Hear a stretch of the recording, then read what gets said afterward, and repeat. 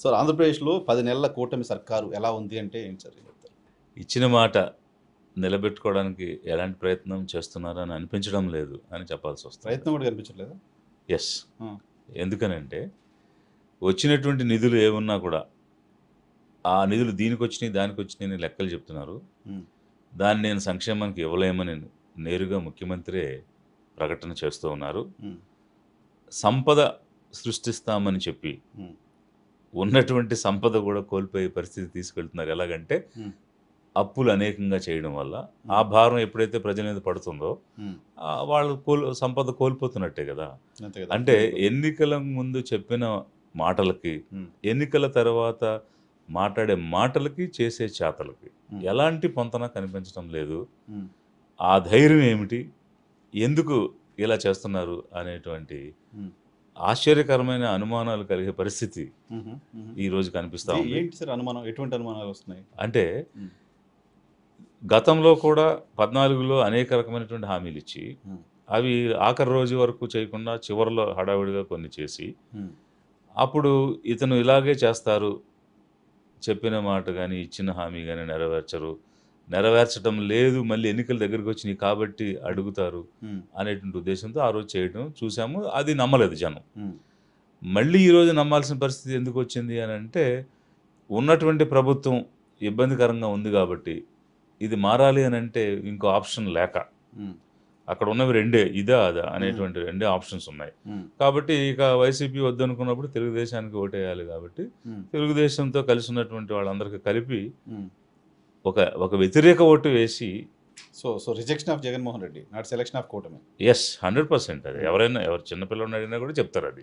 అంటే ఆ ప్రభుత్వం వద్దు అని అనుకున్నారు, మారాలనుకున్నారు కాబట్టి వీళ్ళకి వేయడం అనేది ఒకటే. 2014 to 19లో సో 19లో జగన్మోహన్ రెడ్డి సెలక్షన్ అప్పుడు కూడా కూటమి అది complete positive vote towards Jaganmohan Reddy. అంటే ఇతనికి అవకాశం ఇవ్వాలి. ఎందువల్ల ఇవ్వాలంటే ఇతను అనుభవజ్ఞుడు.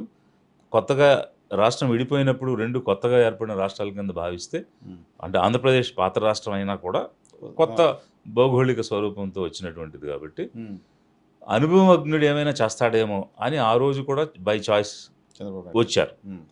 కానీ ఈవెంట్ మేనేజ్మెంట్ దీక్షలు పెట్టి ఒకసారి కాంగ్రెస్ని, ఇంకో దీక్ష పెట్టి బీజేపీని తిట్టడం తప్ప, ఈవెంట్స్ తప్ప ఏం జరగలేదని గ్రహించిన తర్వాత జనంలో ఉండి ఎన్నో విషయాలు, ఎన్నో హామీలు ఇచ్చి చేస్తానని చెప్తున్నాడు, ఒకసారి చూద్దాము అనేటువంటి ఆలోచనతో ఒక సెలక్షన్ లాగా జరిగింది ఆ రోజు. బట్ అది అనుకున్న రీతిలో లేదనేటువంటి ఉద్దేశంతోనే మళ్ళీ దాన్ని వదిలిపెట్టాలనేటువంటి ఆలోచనతో ఈ ప్రభుత్వాన్ని మార్చాలనేటువంటి ఉద్దేశంతో, అంటే 19లో అది జగన్మోహన్ రెడ్డికి కావాలని వేసిన అప్పుడు ప్రభుత్వం రిజెక్షన్ రెండు జరిగినాయి. 24కి వచ్చేటప్పటికి పోవాలి అని వేసినటువంటి ఓటు. సో మీరు ఇంతకుముందు చెప్తున్నట్టుగా హామీల అమలుకు దిశగా ప్రయత్నం చేయట్లేదు. 14 to 19 అట్లయితే ఎలక్షన్ ముందు కొన్ని హామీలు ఏదో చేశారు, జనాలు నమ్మలేదు అని చెప్పారు. ఎలక్షన్ ముందు కాకుండా 5 సంవత్సరాలు కొన్ని హామీలు 99% సంక్షేమ కార్యక్రమాలకు సంబంధించిన హామీలు అమలు చేశారని జగన్మోహన్ రెడ్డి చెప్తున్నారు. ఎందుకు జగన్మోహన్ రెడ్డి నమ్మలేదు? మరి చంద్రబాబు నాయుడు అంటే ఎలక్షన్ ముందు ఇచ్చారు కాబట్టి నమ్మలేదు. జగన్మోహన్ రెడ్డి కంటిన్యూస్గా 5 ఏళ్ళు ఎలక్షన్ సంక్షేమ కార్యక్రమాలకు సంబంధించిన హామీలు నెరవేర్చారు. ఎందుకు జనాలు నమ్మలేదు? వైసీపీ జగన్ గారి విషయం అయితే అది నమ్మకంకి సంబంధించింది కాదు. అది ఎన్నికల్లో ఓడిపోవడానికి కారణం నమ్మకం లేక కాదు, లేకపోతే ఇచ్చిన మాట చేయుడు అనేటువంటి అనుమానంతో కాదు. అక్కడ జరిగినవి ఏంటంటే పలు కారణాలు ఉన్నాయి. మొట్టమొదట స్వేచ్ఛ.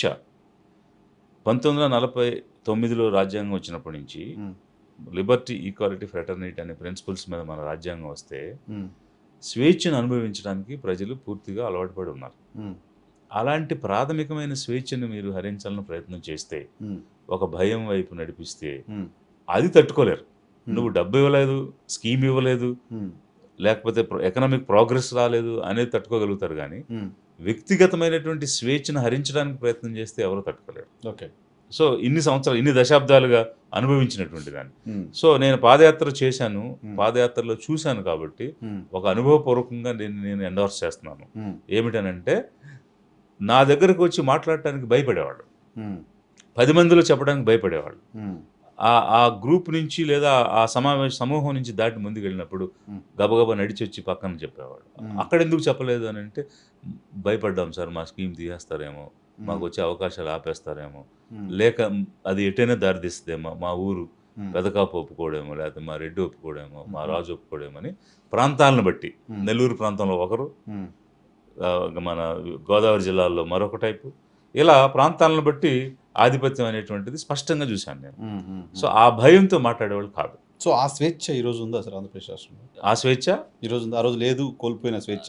ఆ, స్వేచ్ఛ కోసమే ఓటేశారు అనుకుంటే ఆ స్వేచ్ఛ ఈ రోజు ఉందా? స్వేచ్ఛ కోసమే ఓటేశారు. అయితే ఉమ్, తిరిగి వీళ్ళు అది ఒక వెంజన్స్ పాలిటిక్స్ నడిచింది, ఒక ఒక కక్షపూరితమైనటువంటి పాలన నడిచిందని వీళ్ళు చెప్పారు. ఉమ్, ప్రజలు అందులో కొన్ని చోట్ల దాన్ని ఫీల్ అయ్యారు.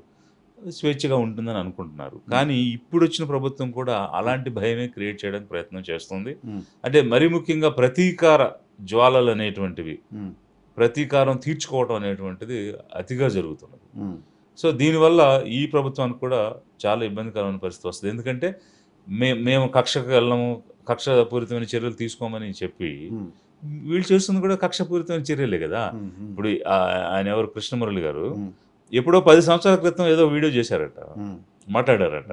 ఉమ్, అది ఇప్పుడు చూశాడంట ఈ వ్యక్తి ఎవరో. ఉమ్, అందుకు చూసి నేను ఇప్పుడు చూశానని ఇప్పుడు కేసు పెడతాడు. ఉమ్, దాన్ని వీళ్ళు తీసుకుని అరెస్ట్ చేస్తారు. ఉమ్, అది ఎంత హాస్యాస్పదంగా ఉంది. ఉమ్, ఇట్ ఈస్ ఎ డిజైన్. ఉమ్, అంటే ఒక స్కీమ్ చేసుకుని ఆ స్కీమ్ ప్రకారంగా ఆ వీడియో ఒకరితో చూసినట్టుగా రాయించి అతను వచ్చి కేసు పెడితే వీళ్ళు వచ్చి అరెస్ట్ చేస్తారు. సో ఒకే కేసు 10-15 చోట్ల పెడతారు. ఇది ఇట్స్ ఎ డిజైన్ అంతే. అదే క్లియర్గా అర్థమైపోతుంది కదా. వీళ్ళు అనుకుని కావాలని చేసిన, అంటే అధికారం ఇచ్చారు, ఉమ్, దాన్ని ఎలాగైనా వాడుకోవచ్చు, విచ్చలవిడిగా ఉపయోగించవచ్చు. ఉమ్, మనం దుర్వినియోగం చేస్తే అడిగేవాడు ఎవడున్నాడు అని అధికార దుర్వినియోగానికే పాల్పడుతున్నారు వీళ్ళు. ఉమ్, దానికి క్లియర్ ఎగ్జాంపుల్స్ 10 సంవత్సరాల క్రితం 15 సంవత్సరాల క్రితం జరిగినటువంటి అంశాలను తెచ్చి ఇప్పుడు కేసులు పెట్టడం, ఓకే. అయిపోయిన అంశాల మీద ఇప్పుడు కేసులు పెట్టడం, ఉమ్, ఉమ్.